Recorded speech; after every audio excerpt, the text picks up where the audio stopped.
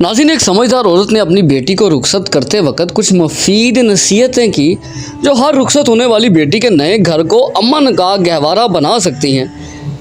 क्या बेटी, तू एक दोस्त माहौल और वतन से दूर अजनबी माहौल में जा रही है जिसे तू जानती नहीं। एक ऐसे साथी के यहाँ तुझे जाना है जिसके साथ तू मानूस नहीं। मेरी चंद बातें याद रखना। पहली बात, अपने शौहर के साथ कनात और सादगी से ज़िंदगी गुजारना।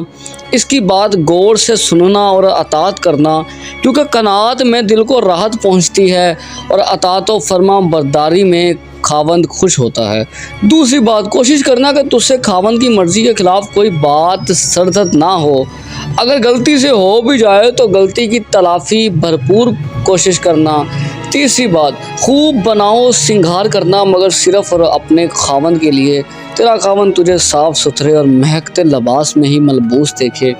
चौथी बात, इसके खाने के वक़्त का ख्याल रखना, सोने के वक़्त भी इसके आराम का ख्याल रखना, क्योंकि भूख की शिद्दत नाकाबिले बर्दाश्त होती है और नींद से अचानक जगाना गुस्से का सबब होता है। हमेशा इसके माल की हिफाजत करना, यानी इसको अपना माल समझना और इसको सही जगह खर्च करना और फजूल खर्ची से बचते रहना।